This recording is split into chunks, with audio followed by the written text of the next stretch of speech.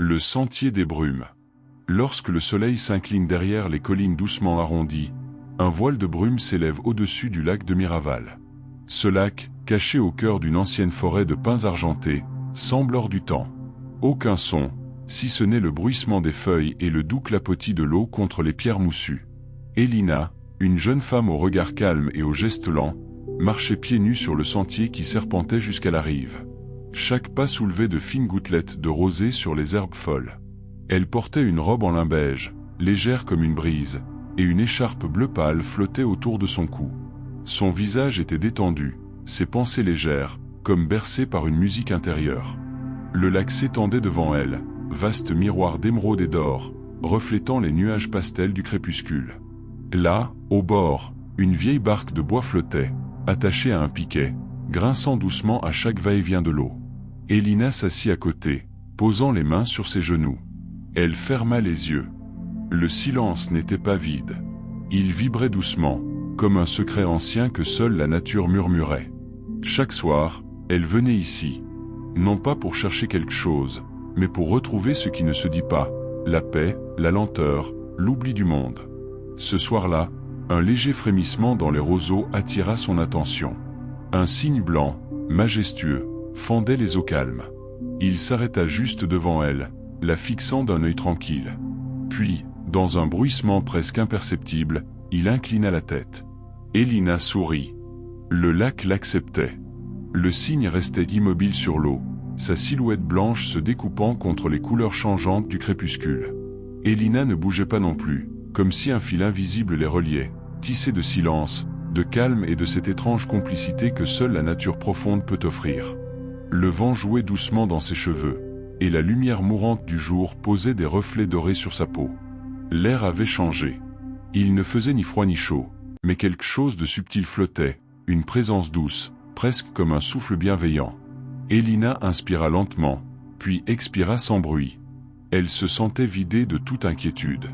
Il n'y avait plus de monde extérieur, plus de devoirs, plus de pensées parasites. Juste elle, le lac, le cygne, et la lente descente du jour vers la nuit. Alors, le cygne s'approcha un peu plus, glissant sur l'eau sans effort, tel un esprit blanc. Lorsqu'il fut tout près, Elina vit qu'il tenait quelque chose dans son bec. Une plume. Mais pas une plume ordinaire. Celle-ci était d'un blanc nacré, traversée par de minuscules reflets argentés qui semblaient pulser doucement à la lumière du soir. Il pencha légèrement la tête et laissa tomber la plume devant elle. Elina tendit la main, et la plume atterrit au creux de sa paume avec une légèreté infinie. Dès qu'elle la toucha, un frisson remonta le long de son bras, non pas un frisson de peur, mais un frisson de souvenir. Comme si cette plume contenait une mémoire oubliée. Elle la porta lentement à son cœur, puis leva les yeux vers le cygne. L'animal l'observait toujours, paisible, mais quelque chose dans son regard avait changé. Comme s'il savait. Comme s'il avait été envoyé. Elina pensa à sa grand-mère. Une vieille femme au geste lent, à la voix chaude, qui lui racontait autrefois les légendes du lac. Elle disait que certains soirs, quand le monde dort, le lac chuchote aux âmes qui l'écoutent. Elle racontait aussi qu'un jour, un messager viendrait. Une créature silencieuse, ailée, portant le souvenir des anciens. Était-ce ce soir-là? Était-ce ce cygne? La jeune femme resta longtemps ainsi, la plume contre elle, les yeux dans ceux de l'oiseau. Puis, sans bruit, le cygne tourna sur lui-même, glissa vers le large et disparut derrière les brumes qui s'élevaient doucement de la surface du lac. La nuit tombait lentement. Le ciel devenait lavande, puis bleu foncé, piqué d'étoiles timides. Le silence s'approfondissait, devenait presque palpable, comme un tissu fin qui se posait sur tout. Elina resta là, longtemps, à écouter ce que la plume semblait vouloir lui dire. Aucun mot ne venait, mais une paix ancienne grandissait en elle. Comme si elle avait toujours su que ce moment arriverait. Que quelque chose s'ouvrait. Un portail invisible. Une porte vers l'intérieur. Une invitation. Et, dans ce silence profond, dans cette lumière qui s'éteignait doucement, elle sut qu'elle reviendrait demain. Que le lac n'avait pas fini de lui parler. Le lendemain, le jour s'était levé dans un silence de velours. Aucun cri d'oiseau ne perçait le ciel pâle. Même le vent semblait encore endormi. Elina s'éveilla doucement, les yeux entr'ouverts, bercée par la lumière diffuse qui traversait les rideaux en lin clair de sa chambre. Pendant un moment, elle resta immobile, allongée sur le dos, observant le jeu des ombres que le feuillage projetait sur les murs. Elle repensait à la plume, aux signes, à la sensation étrange qui l'avait envahi la veille au bord du lac. Sur sa table de chevet, la plume reposait, intacte, comme si elle avait été déposée par un rêve. Elina la prit entre ses doigts et la sentit vibrer, à peine, comme un souvenir qui se cache derrière les paupières. Elle sut alors qu'elle devait retourner au lac. Mais avant cela, elle devait faire un détour, un passage obligé qu'elle évitait depuis longtemps, la maison de sa grand-mère. La bâtisse se trouvait de l'autre côté du village, là où la forêt s'épaissit, juste avant que les collines ne commencent. Une maison ancienne, à demi cachée par le lierre, avec ses volets gris toujours clos, même en plein jour. C'était là que sa grand-mère avait vécu, jusqu'à ses derniers jours. Depuis sa disparition, Elina n'y avait plus remis les pieds. Trop de souvenirs. Trop de silence pesant. Mais ce matin-là, ses pas la menèrent instinctivement jusqu'au vieux portail de fer forgé. Il grinça doucement lorsqu'elle le poussa. Le jardin, laissé à lui-même, était un enchevêtrement de hautes herbes et de fleurs sauvages, mais une paix profonde y régnait. Elle traversa lentement l'allée, frôlant les hautes tiges qui lui caressaient les bras. Le bois de la porte était gonflé par les années, mais s'ouvrit sous sa main, comme si la maison avait reconnu sa présence. L'air intérieur était tiède, légèrement parfumé de lavande séchée et de poussière ancienne. Rien n'avait bougé. Les rideaux, les coussins brodés, les vieux livres empilés près de la cheminée, tout était exactement comme dans ses souvenirs. Elle passa lentement de pièce en pièce, touchant les meubles, les murs, les objets, comme si chacun portait une part du souffle de sa grand-mère. Arrivée dans la petite pièce du fond, celle qu'on appelait le salon du soir, elle s'arrêta. C'était là que sa grand-mère l'installait autrefois pour écouter des histoires. Des histoires de forêts magiques, de lacs mystérieux, de créatures douces et silencieuses qui veillaient sur les humains oubliés. Elina s'agenouilla devant une vieille armoire de bois noir, en ouvrit les battants, et découvrit ce qu'elle avait presque oublié, un carnet à la couverture bleue, brodé de fils d'argent. Elle le prit avec délicatesse et l'ouvrit. L'écriture de sa grand-mère s'y déployait en lignes courbes, nettes et apaisantes. Ce n'étaient pas des contes, mais des souvenirs. Des visions nocturnes. Des rêves liés au lac. Une phrase, au milieu de la page, attira son regard. Elle était soulignée 3 fois. Le silence du lac parle à celles qui savent écouter. Mais le message est pour celle qui revient avec la plume. Un frisson la parcourut. Elle serra le carnet contre elle, puis sortit de la maison. Le ciel s'était éclairci. Une douce lumière dorée baignait le jardin. Les ombres avaient reculé. Le sentier jusqu'au lac lui sembla plus court que la veille. Comme si ses pas glissaient au-dessus du sol, portés par une force tranquille. Elle arriva à la rive, là où la barque flottait toujours. La brume était plus fine aujourd'hui, presque transparente. Le silence était là, intense, mais doux. Elina s'assit à nouveau au même endroit, et sortit la plume de sa poche. Cette fois, elle la plongea dans l'eau du lac. Il ne se passa rien, d'abord. Juste un clapotis léger. Mais soudain, de fines ondulations se mirent à danser à la surface, décrivant des cercles concentriques qui s'éloignaient lentement. Le lac s'ouvrait. Pas physiquement, non. Mais il s'ouvrait à elle. Alors, Elina ferma les yeux, posa une main sur le cœur, et attendit. Un murmure, à peine audible, monta des profondeurs. Un chant doux, ancien, fait de mots qu'elle ne comprenait pas mais qui la réconfortait. Comme si une voix maternelle, oubliée depuis l'enfance, lui parlait à nouveau. Et dans ce chant, elle perçut une chose encore plus profonde, un appel. Le lac ne lui racontait pas seulement une histoire. Il lui demandait de venir plus loin, de descendre plus profondément. Peut-être, pensait-elle, que la suite ne se trouve pas ici, mais sous la surface. Le chant s'était atténué, mais la sensation qu'il laissait en Elina persistait, comme un parfum délicat qui reste suspendu dans l'air bien après le passage d'une brise. Elle resta là, immobile, au bord du lac, longtemps après que les ondulations se soient dissipées. Elle fixait la surface calme de l'eau, miroir parfait où se reflétait le ciel pâle, les nuages effilochés, et les cimes souples des pins argentés. Elle ne savait pas vraiment pourquoi, mais elle se leva et s'approcha de la vieille barque. Elle posa une main sur le bois tiède, patiné par le soleil et les années. Puis, avec lenteur, elle y monta.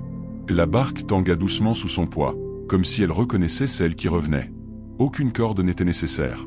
Le vent, presque imperceptible, fit glisser l'embarcation vers le cœur du lac, là où l'eau devenait plus sombre, plus profonde, plus mystérieuse. Assise au centre, Elina ferma les yeux. Elle n'avait rien pris avec elle. Ni carnet, ni montre, ni téléphone. Rien que la plume, qu'elle avait glissée dans la poche de sa robe. Tout autour d'elle, le silence devenait presque sacré. Pas un seul cri d'oiseau, pas une seule voix humaine, rien d'autre que le bruissement doux du monde endormi. C'était comme si le temps lui-même avait cessé de couler. Soudain, un frisson léger parcourut la surface de l'eau. Non pas une vague, mais une vibration, comme si quelque chose en dessous battait lentement, au rythme d'un cœur ancien. Elina pencha la tête. Elle ne voyait rien, pourtant elle sentait. Quelque chose approchait. Non pas une menace, mais une présence. Une entité faite de calme et de profondeur. Alors, elle fit ce que jamais elle n'aurait imaginé faire. Elle se leva doucement dans la barque, se tint droite, puis, les yeux fixés sur l'eau, elle se pencha en avant et plongea. L'eau était tiède, enveloppante, douce comme du coton. Elle ne lutta pas. Elle se laissa porter, guidée par une sensation étrange de sécurité. Ce n'était pas comme nager. C'était comme flotter dans un rêve liquide. La lumière se tamisait autour d'elle, filtrée par l'épaisseur de l'eau, mais il n'y avait aucune peur, aucun manque d'air, seulement cette impression d'aller à la rencontre de quelque chose d'essentiel. Peu à peu, les formes apparurent. Des lumières pâles dansaient au fond, comme des lucioles aquatiques. Des algues souples ondulaient lentement, pareilles à des chevelures suspendues dans le courant. Et au centre de tout cela, il y avait une forme. Un cercle de pierre. Un ancien autel de granit couvert de mousse blanche. Elina s'en approcha. Posée sur l'autel, il y avait une deuxième plume. Celle-ci était noire, mais parcourue de reflets bleus profonds, comme un ciel d'orage juste avant la pluie. Elle la prit. La sensation fut différente. Plus dense. Plus grave. Elle comprit que les deux plumes formaient un équilibre. Une dualité. Lumière et obscurité. Silence du jour, silence de la nuit. Et au moment où ses doigts se refermèrent sur la plume noire, une image éclata dans son esprit, celle de sa grand-mère, debout au bord du lac, tenant la même plume dans sa main, les yeux fermés, un sourire paisible sur les lèvres. Ce n'était pas un rêve. C'était un souvenir. Le lien entre elles deux passait par ce lieu, par ce rituel, par cette mémoire fluide et invisible que seules les femmes de leur lignée pouvaient ressentir. Une tradition silencieuse, transmise non par les mots, mais par la nature elle-même. Elina ouvrit les yeux. La lumière dansait autour d'elle. Elle se sentit remonter lentement, guidée par une force douce et rassurante. Lorsqu'elle émergea à la surface, la nuit était tombée. La barque l'attendait, paisible, à quelques mètres. Elle y grimpa sans effort, s'allongea sur le bois tiède, et regarda les étoiles. Le ciel, cette nuit-là, semblait plus profond encore que le lac. Il y avait un calme presque surnaturel dans l'air. Pas un souffle, pas un bruit. Juste le chant intérieur de la paix retrouvée. Elina ferma les yeux. Les deux plumes étaient posées contre son cœur. Et pour la première fois depuis longtemps, elle sentit qu'elle était exactement là où elle devait être. Cette nuit-là, Elina ne rentra pas chez elle. Allongée dans la barque au milieu du lac, les deux plumes contre sa poitrine, elle sombra peu à peu dans un sommeil profond, enveloppée par le bercement lent des vagues. Le ciel étoilé la regardait, vaste, silencieux, comme s'il la protégeait dans ce moment fragile où l'on quitte la veille pour entrer dans le monde des rêves. Et dans ce rêve, elle vit une forêt. Mais ce n'était pas la forêt qu'elle connaissait. C'était une forêt ancienne, plus vaste, plus calme, baignée d'une lumière irréelle, entre argent et opale. Les arbres étaient hauts, immenses, leurs troncs larges comme des tours de pierre, et leur feuillage brillait doucement, comme s'ils retenaient dans leurs branches les souvenirs du monde. Elina marchait pieds nus sur un tapis de mousse douce, les deux plumes dans ses mains. Elle avançait sans peur, guidée par une intuition calme, profonde. Au bout d'un long sentier, elle arriva devant une clairière baignée d'un brouillard lumineux. Là, une silhouette l'attendait. C'était une vieille femme, assise sur un tronc couvert de lichen. Son visage était ridé mais doux, et ses yeux, d'un gris transparent, semblaient contenir 1000 années de silence. Elle portait une robe longue, tissée de feuilles séchées et de brins d'herbe, et dans ses cheveux blancs se mêlaient de petites fleurs des champs. Elina s'approcha, sans parler. Elle savait. C'était elle. Celle qu'elle avait tant aimée. Celle dont elle avait gardé la voix dans le creux de la mémoire. Sa grand-mère. Mais ici, dans ce rêve, elle semblait plus grande, plus ancienne, comme si elle était devenue l'esprit même de la forêt. La vieille femme sourit, tendit les mains, et prit les deux plumes qu'Elina lui offrait. Elle les observa longuement, les tenant côte à côte, puis les posa sur ses genoux. Ensuite, elle parla. Mais sa voix ne fut pas un son. Ce fut une vibration, une douceur qui se posa sur la peau d'Elina comme une caresse. Tu es revenu, dit-elle. Le lac t'a reconnu. Il t'a appelé. Il a attendu. Longtemps. Depuis mon dernier passage. Elina voulut répondre, mais aucun mot ne sortit de sa bouche. Elle se contenta de hocher la tête. Le silence du lac n'est pas un vide, poursuivit la vieille. C'est une mémoire. Une source. Il recueille les souvenirs des âmes sensibles. Des femmes qui écoutent. Celles qui ne fuient pas le silence mais l'embrassent. Celles qui savent lire dans l'eau, dans le vent, dans la lenteur. Elle se leva alors, avec une souplesse étonnante. Autour d'elle, les arbres s'inclinèrent légèrement, comme pour l'honorer. Elle s'approcha d'Elina, la regarda droit dans les yeux, puis déposa les 2 plumes dans ses cheveux. Tu es prête. Tu es la suivante. Tu portes le chant. Mais n'oublie jamais, le silence ne s'apprend pas. Il se ressent. Et, sans attendre de réponse, elle recula dans la brume, lentement, paisiblement, jusqu'à disparaître entre les arbres. Elina se retrouva seule dans la clairière. Les plumes vibraient doucement, comme si elles avaient absorbé un nouveau secret. Le sol sous ses pieds se mit à briller. Une douce lumière s'éleva, l'enveloppant entièrement. Quand elle se réveilla, le jour était là. Le lac était calme. Le ciel était clair. Et la barque flottait toujours, à peine dérangée par un souffle d'air tiède. Elina se redressa lentement. Les plumes étaient toujours là, dans ses cheveux, tressées entre les mèches, comme si elles avaient toujours fait partie d'elle. Elle ramena la barque à la rive, marcha lentement jusqu'à la berge, le cœur tranquille. Quelque chose en elle avait changé. Elle ne pouvait pas encore le nommer, mais elle le sentait. C'était subtil, profond, presque imperceptible comme la première goutte de pluie sur une feuille sèche. Mais c'était là. Une connaissance nouvelle. Une paix ancienne. Le silence du lac ne la quitterait plus. Et ce matin-là, elle sut qu'une nouvelle mission l'attendait. Non pas spectaculaire, ni visible aux yeux des autres, mais essentielle. Elle allait veiller. Elle allait écouter. Elle allait transmettre. Depuis cette nuit étrange où elle avait rêvé de sa grand-mère dans la forêt immobile, Elina n'était plus tout à fait la même. Quelque chose en elle avait basculé, mais sans bruit. Ce n'était ni une révélation brutale, ni une transformation visible. C'était une lente ouverture, comme une fleur qui s'ouvre sans qu'on le remarque, mais qui chaque matin capte un peu plus de lumière. Les jours suivants, elle resta près du lac. Elle ne ressentait pas le besoin de parler.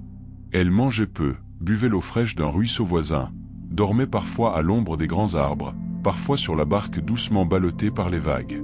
Le monde extérieur semblait s'être éloigné. Le temps aussi. Il n'y avait plus d'horloge, plus de devoirs, plus de pensées pressées. Juste le cycle naturel de la lumière, de l'eau, du vent, et d'elle-même. Chaque matin, elle s'éveillait en même temps que les roseaux s'ouvraient au jour. Elle écoutait. Elle ne cherchait rien, mais elle écoutait. Le bruissement des feuilles, les pas légers d'un chevreuil entre les arbres, le vol ralenti d'une libellule.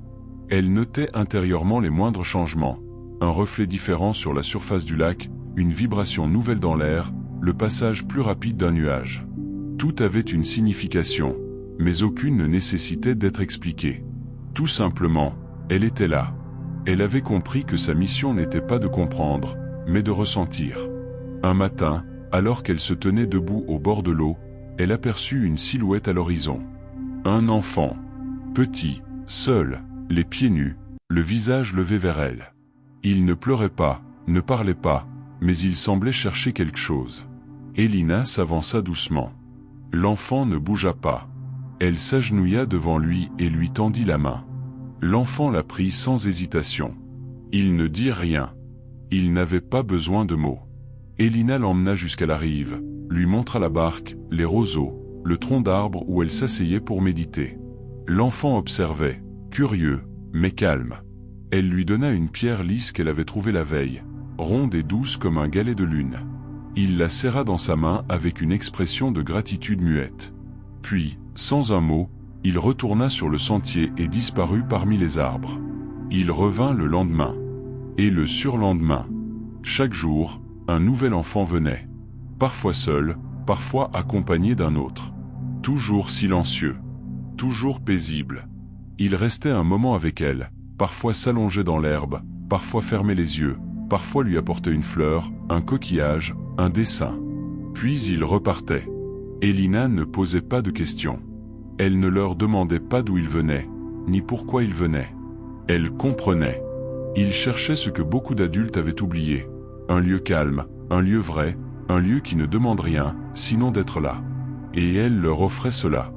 Le silence du lac devenait refuge. Un soir, alors que le soleil s'enfonçait lentement derrière les collines, une femme plus âgée apparut sur le sentier. Elle marchait lentement, avec une canne, ses cheveux étaient gris, mais son regard clair et doux. Lorsqu'elle arriva devant Elina, elle lui sourit. « C'est toi maintenant », dit-elle simplement. Elina hocha la tête. Elle ne savait pas qui était cette femme, mais elle la reconnaissait. Une autre veilleuse. Peut-être celle qui, autrefois, avait accueilli sa grand-mère. Peut-être une âme ancienne revenue vérifier si le passage avait bien eu lieu. Elles ne parlèrent pas davantage. La femme s'assit à côté d'elle. Elles regardèrent ensemble les étoiles apparaître dans le ciel. Le vent léger fit danser les plumes accrochées aux cheveux d'Elina. Puis la femme se leva, marcha lentement jusqu'à la barque, posa une main dessus avec tendresse, et repartit sans bruit. Ce soir-là, Elina comprit qu'elle faisait partie d'une lignée silencieuse, invisible, mais infiniment vivante. Les veilleuses. Celles qui ne parlent pas fort, mais qui écoutent avec tout leur être. Celles qui n'imposent rien, mais qui accueillent tout. Celles qui savent que le silence contient plus de réponses que les mots. Et dans le miroir paisible du lac, les étoiles se reflétaient, doucement, infiniment, comme les pensées profondes d'un monde qui ne dort jamais vraiment. Le ciel, ce matin-là, était d'un bleu si clair qu'on aurait dit qu'il avait été lavé pendant la nuit par un vent invisible. Les arbres bordant le lac semblaient s'être figés, comme s'ils retenaient leur souffle. Il n'y avait pas un bruit. Même les oiseaux, d'ordinaire si bavards à l'aube, semblaient respecter un silence sacré. Elina ouvrit les yeux, allongée dans l'herbe encore humide de rosée. Le soleil se levait lentement derrière les collines, étirant ses rayons comme des doigts chauds sur la peau du monde. Elle s'assit sans se presser, regarda le lac, et sentit immédiatement que quelque chose avait changé. Ce n'était pas un changement visible. C'était plus subtil, plus profond, comme un frémissement au fond de l'âme. Elle sentit que le lac allait lui parler à nouveau, mais d'une autre manière. Pas comme un murmure à la surface de l'eau. Non. Cette fois, ce serait une plongée. Le sentier qu'elle emprunta n'était pas celui qu'elle prenait d'ordinaire. Ses pieds la guidèrent d'eux-mêmes, comme s'ils savaient où elle devait aller. Elle marcha longtemps, à travers les hautes herbes, les pierres moussues, les racines épaisses. Puis elle arriva devant un endroit qu'elle n'avait encore jamais vu. Un cercle de pierres, enfoui à demi sous les feuilles et les fleurs sauvages. En son centre, un puits, très ancien, profond. Le bois qui l'entourait était noirci, lisse, comme poli par les mains de nombreuses générations. Au-dessus, suspendue à une corde fine, une cloche de bronze. Elina s'approcha. Elle comprit aussitôt. C'était un lieu de passage. Un lieu où les veilleuses venaient depuis toujours pour entendre ce qui ne pouvait être entendu ailleurs. Elle leva la main et fit doucement tinter la cloche. Le son qui s'en échappa était pur, cristallin, presque irréel. Il vibra longtemps dans l'air immobile, puis s'évanouit. Alors le vent se leva. Un vent étrange, qui ne venait de nulle part, et partout à la fois. Il portait avec lui des senteurs de cendres froides, de tilleuls, de pluie ancienne. Et dans ce vent, Elina entendit, non pas des mots, des souvenirs, des voix anciennes, comme des fils tissés entre les arbres, des chants murmurés dans une langue oubliée, des respirations longues, lentes, comme si des centaines de femmes respiraient à travers elle. Elle ferma les yeux, se laissa traverser. Elle ne résista pas. Elle accueillit. Et le vent parla. Il lui montra sa grand-mère, jeune, riant aux éclats en courant au bord du lac. Il lui montra sa mère, enfant, marchant sur le même sentier sans jamais savoir pourquoi elle se sentait si bien ici. Il lui montra des femmes vêtues de robes simples, s'agenouillant au bord de l'eau, tressant des couronnes de joncs, chantant doucement à la lune. Puis le vent changea. Il devint plus profond, plus intérieur. Il pénétra en elle comme une mémoire intime, enfouie, ancestrale. Et là, elle comprit. Le silence du lac n'était pas un refuge. C'était une porte. Une porte vers tout ce que le monde moderne avait oublié. La lenteur, l'écoute, le rythme du vivant, la sagesse ancienne, la communion sans parole, l'intuition. Elina rouvrit les yeux. Le vent était retombé. Le puits ne brillait plus. Mais elle n'avait plus peur. Elle était prête. Alors elle s'agenouilla, posa les mains sur les pierres froides, et chuchota un merci. Ce n'était pas un remerciement dirigé vers quelqu'un.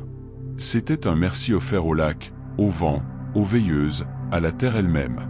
Un merci qui n'attendait rien en retour. Elle resta ainsi un long moment, jusqu'à ce que le soleil soit haut dans le ciel. Puis elle se releva, et marcha lentement vers la rive. Ce jour-là, aucun enfant ne vint. Ce jour-là, aucun signe ne passa. Ce jour-là, elle fut seule. Mais ce fut une solitude pleine. Une solitude qui n'était pas vide, mais vaste. Elle se tenait là, debout, droite, les deux plumes toujours tressées dans ses cheveux, le cœur paisible. Elle savait que la dernière étape approchait. Une dernière veille. Une dernière plongée. Peut-être une transmission. Mais pas encore. D'abord, il fallait attendre. Et dans le silence de l'attente, elle souriait. La nuit s'approcha lentement, sans faire de bruit. Une de ces nuits où le ciel s'ouvre comme un grand livre d'étoiles, et où chaque constellation semble veiller sur la terre. Elina était déjà debout au bord du lac, une main posée sur son cœur, l'autre tenant les deux plumes. Son regard fixait l'horizon sans chercher à comprendre. Elle n'attendait plus, elle était simplement présente. Le vent léger soulevait sa robe, et les roseaux oscillaient doucement, comme s'ils respiraient avec elle. Ce soir-là, elle savait. C'était le moment. Elle prit une profonde inspiration, puis monta une dernière fois dans la barque. L'eau était calme, d'une transparence presque irréelle. Elle n'avait pas besoin de rame. La barque se laissa porter, comme si le lac lui-même l'amenait là où elle devait aller. Au centre du lac, les brumes se levèrent, mais elles ne cachaient rien. Au contraire, une lumière douce émergea lentement de la surface, comme une flamme lente, blanche, mouvante. Cette lumière grandissait sans éblouir, et dans son cœur apparut une forme.